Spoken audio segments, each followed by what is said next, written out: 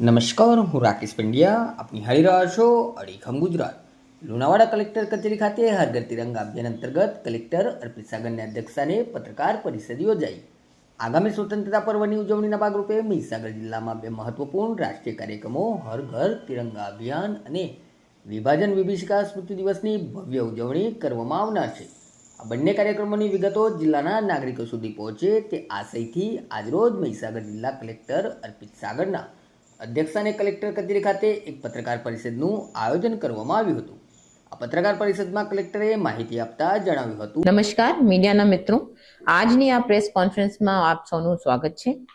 આપણા મહીસાગર જિલ્લામાં 80th સ્વતંત્ર દિનની ઉજવણી અંતર્ગત આપણે હર ઘર તિરંગા અભિયાન અને વિભાજન વિભીષિકા સ્મૃતિ દિવસની ઉજવણીમાં સહભાગી થવા જઈ રહ્યા છીએ.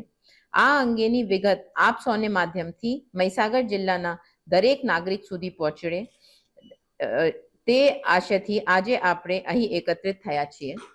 રાજ્ય સરકારની માર્ગદર્શિકા અનુસાર આ વર્ષે આપણે 9 થી 17 ઓગસ્ટ દરમિયાન હર ઘર તિરંગા અભિયાનની ઉજવણી વંદે માતરમ 150 વર્ષની વિશેષ થીમ સાથે કરી રહ્યા છીએ.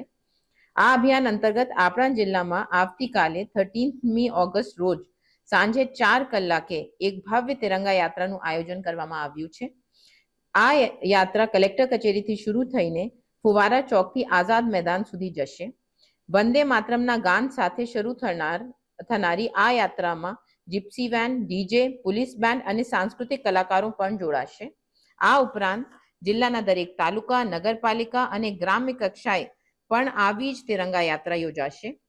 જિલ્લાની શાળા, કોલેજમાં વ્યાખ્યાન, ચર્ચા, પ્રદર્શન, ક્વિઝ, રંગોળીનું આયોજન પણ કરવામાં આવેલ છે.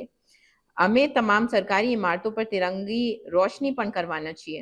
હું જિલ્લાના તમામ નાગરિકોને અપીલ કરું છું કે તેઓ હરઘરતિરંગા.com પર પોતાની સેલ્ફી વિથ તિરંગા અવશ્ય અપલોડ કરે. આપણો બીજો મહત્વનો કાર્યક્રમ 14મી ઓગસ્ટ રોજ વિભાજન વિભીષિકા સ્મૃતિ દિવસનો છે.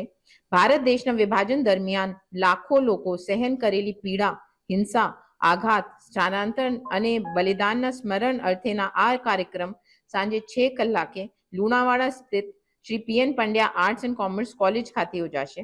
કાર્યક્રમમાં આ વિષય પર ટૂંકી ફિલ્મો અને નાટ્યનું એલઈડી સ્ક્રીન પર પ્રસારણ કરવામાં આવશે. આવતીકાલથી જ એટલે કે 13મી ઓગસ્ટ કાર્યક્રમ સ્થળે એક ખાસ એક્ઝિબિશન ગોઠવવામાં આવશે, જેની આપણા શાળા કોલેજના વિદ્યાર્થીઓ મુલાકાત લેશે. કાર્યક્રમના અંતે વિભાજનના પીડિતોને શ્રદ્ધાંજલિ અર્પણ કરવામાં આવશે અને 2 મિનિટના મૌન પણ કરવામાં આવશે. ત્યારબાદ શાંતિપૂર્ણ કેન્ડલ લાઇટ માર્ચ પણ યોજાશે. અંતમાં જિલ્લા વહીવટી તંત્ર વતી હું મહીસાગર જિલ્લાના તમામ નાગરિકોને નમ્ર અપીલ કરું છું કે ફ્લેગ કોડ ઓફ ઇન્ડિયાના નિયમોના પાલન કરી પોતાના ઘરે સન્માનભેર રાષ્ટ્રધ્વજ ફરકાવીએ અને આ બંને રાષ્ટ્રીય કાર્યક્રમમાં ઉત્સાહભેર જોડાઈને આપણો રાષ્ટ્ર પ્રેમ વ્યક્ત કરીએ. ધન્યવાદ.